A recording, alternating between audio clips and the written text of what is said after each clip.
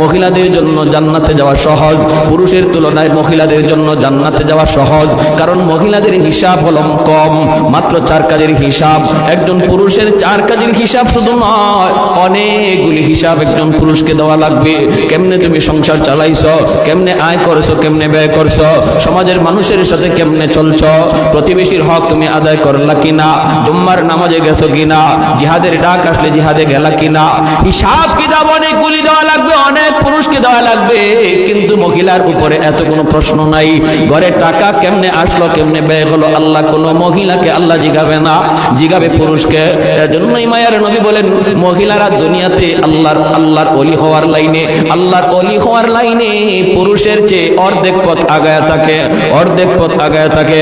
পুরুষ যদি 100 মার্কের মধ্যে 100 মার্কই কামাই করতে হয় পুরুষের আল্লাহর ওলি হওয়ার জন্য, কিন্তু মহিলাকে আল্লাহ পাক রব্বুল আলামিন 100 মার্ক কামাই করতে আল্লাহ বলে না।